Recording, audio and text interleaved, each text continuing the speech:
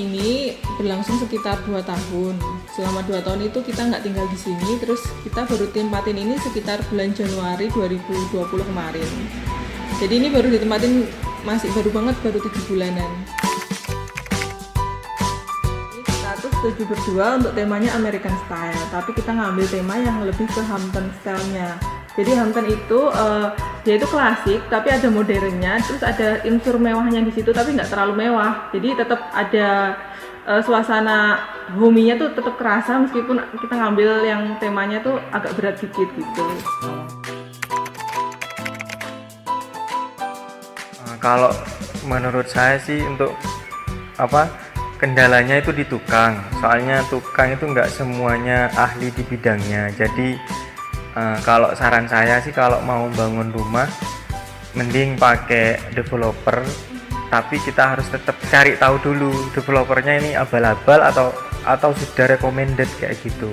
Atau kita kalau mau alternatif lain ngejar irit ya, ini kayak contohnya kayak saya ini kan, saya ngejar irit, jadi nyari tukang sendiri, saya borongin sendiri, saya mandorin sendiri, belanja bahan sendiri kayak gitu. Cuma ya di situ resikonya kita interaksi sama tukang langsung. Misalkan ada hal-hal lain yang tidak kita senengin, itu mesti bentrok. Kalau pakai pemborong atau developer, kita jadi pihak ketiga, jadi kita nggak langsung interaksi sama tukang ataupun sama pemborongnya itu. Cuma kalau kita nggak teliti, banyak bahan ataupun struktur bangunan, material itu yang dikurangin mesti. Kalau menurut saya sih itu, kita ngiritnya di bahan, tapi kalau memang mau aman dan gampangnya kita pakai developer, pakai arsitek gitu lebih aman, Kak. Tapi kalau emang mau lebih ngirit ya cari sendiri, cuman ya pasti ada kendala-kendala yang tadi disebutin suami saya, itu lebih ke interaksi sama tukangnya sering bentrok gitu. Gini aja sih, kalau saya pribadi nyarankan kalau emang mau bangun rumah, yang penting kita punya arsitek untuk menggambar, baik itu interior maupun eksteriornya. Jadi kita ngambil rekrut tukang sendiri melalui iklan di FB itu banyak mesti. Saya soalnya sendiri pakai di FB, itu banyak tukang yang ngelamar. Nanti kita seleksi sendiri. Namun ownernya sendiri harus punya dasar juga. Kalau cuma sekedar nyoba-nyoba nyari sendiri, belum ada pengalaman, sama aja halnya bunuh diri.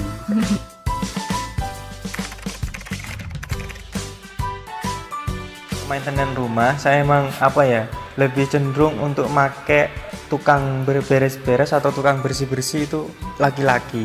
Soalnya kalau perempuan mungkin faktor tenaga, terus kelincahan untuk manjat-manjat itu kurang. Jadi kalau maintenance rumah ini saya emang bener-bener saya seminggu 2 kali, kadang seminggu sekali, itu mulai dari ngepel, mulai dari ngelap panel, furniture, terus nyiram tanaman kayak gitu. Itu pakai tukang laki-laki. Saya pakai tukang laki-laki juga.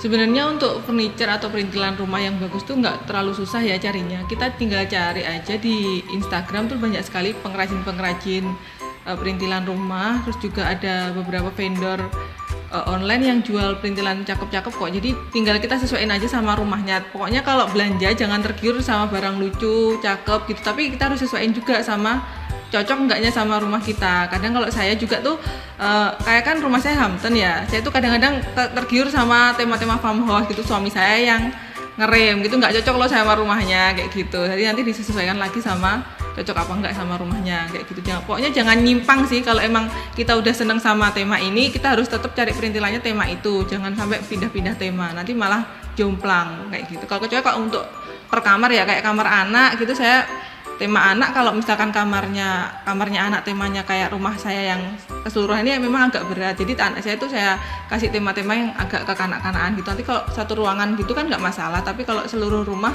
mending kita punya prinsip harus cocok sih, matching sama warna-warna tone-tonenya gitu. Kalau rumah saya ini kebetulan kan American Style itu warna-warnanya warna-warna earth tone, jadi warna-warna netral, jadi nggak terlalu mencolok-mencolok yang warna merah gitu, nggak saya masukkan ke sini, atau warna hijau, oranye yang gonjreng-gonjreng itu nggak saya masukkan. Saya lebih ambil ke warna-warna netral kayak emas terus warna coklat, krem, putih kayak gitu, abu-abu kayak gitu Mbak. Terus masalah pernak-pernik itu sebenarnya kita lebih seneng beli langsung, jadi lihat fisiknya ini masuk apa enggak kayak gitu, jadi kita tetap nyarinya ya keluar kota.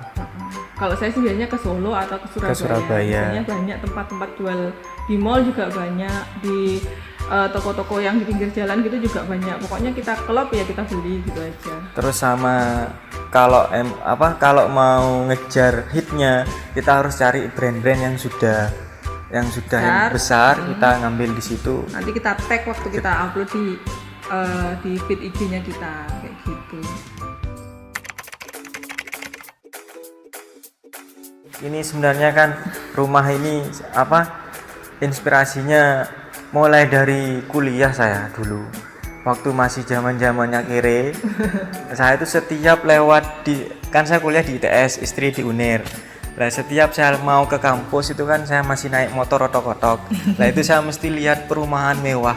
Cuma dalam hati itu saya gini, kapan ya bisa bangun rumah kayak gitu? Kerja apa sih orangnya kayak gitu. Mesti saya ngomong waktu itu masih pacaran saya. Terus cuma ke istri, ya nanti mimpi katanya kayak gitu.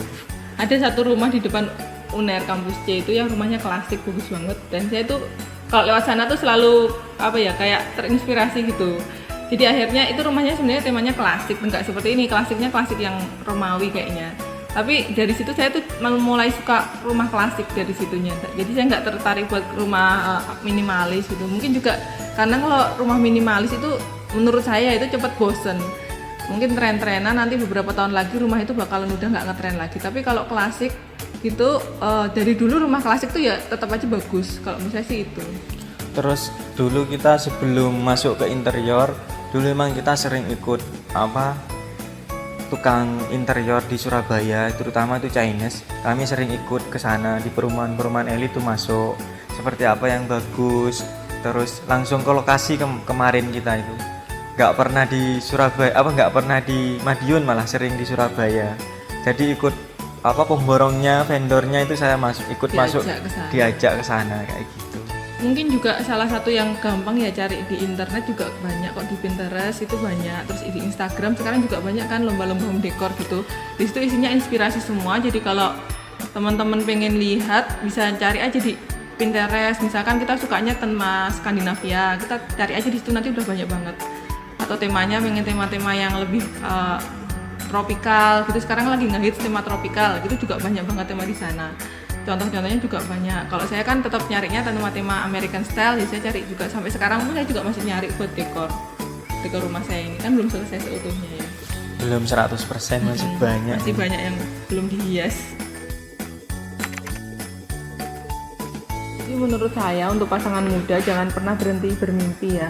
Mungkin di awal-awal kita membangun bisnis bersama itu biasanya banyak orang yang meremehkan, itu udah biasa, atau banyak juga cobaan dari luar yang datang ke rumah tangga kita itu biasa. Tapi gimana caranya kita menyikapinya buat tetap jalan ke depan ya. Buat motivasi itu, iya. Bukan buat ngedownin kita. Seharusnya itu kalau saya sendiri itu dijadiin motivasi. Di hati itu kita nggak mungkin kayak gini seterusnya, tetap bisa kayak gitu. Ya, jadi jangan patah semangat. Rezeki itu sudah ada yang ngatur, tinggal kita gimana caranya buat nyarinya itu kan. Jadi meskipun diremehkan orang kayak gitu di awal-awal, ya udah kita jadiin itu sebagai batu pijakan biar kita semakin tinggi berdirinya kayak gitu. Jadi jangan patah semangat aja. Terus kalau buat keluarga muda, kalau emang fokus di usaha, ya kita harus kompak, jangan satunya ngantor, satunya usaha.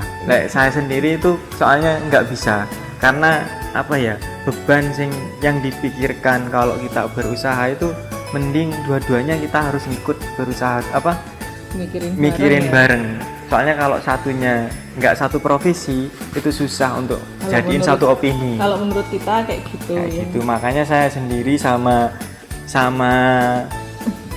istri mulai dari awal, dulunya saya juga karyawan pabrik, memutuskan untuk resign kayak gitu.